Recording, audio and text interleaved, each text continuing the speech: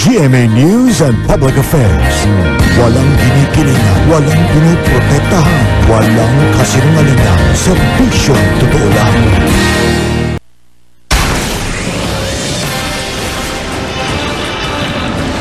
Bagyong Chedeng, lumihis at di na raw tatama sa lupa ayon sa Pag-asa.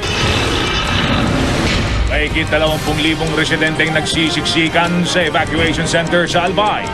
Nakauwi na, iba't ibang probinsya. Naka-alerto pa rin sakaling bumuelta ang Bagyong Chedeng. Litrato na patunay raw sa umano'y VIP treatment sa mga patuan sa kulungan. Ipinakita ni Maguindanao Governor Toto Mangudadatu. Witness laban sa Dominguez Carnap Group na si Alfred Mendiola umalis sa pangangalaga ng Witness Protection Program at piniling magpakulong sa Bulacan Provincial Jail. Justice Secretary Laila de Lima na pasugod tuloy. Matapos ang serye ng mga aberya, 6 na istasyon ng LRT pansamantalang isasara simula bukas. Herman Moreno itinanggi ang kumalat na balita sa internet tungkol sa umano'y pagpanaw niya. At naglalakihang music artist nagpakitang gilas sa American Idol Season 10 finale.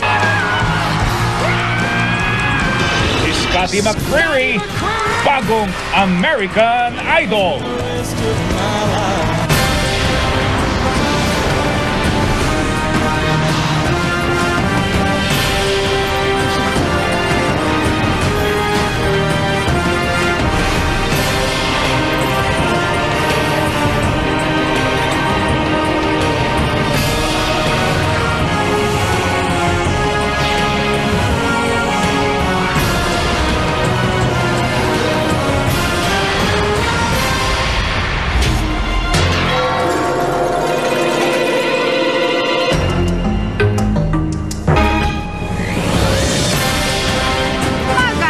Gabi po, lumihis na po ng direksyon ng Bagyong Chedeng at malamang hindi na daw tatama sa kalupaan ng Pilipinas, diretso sa Japan.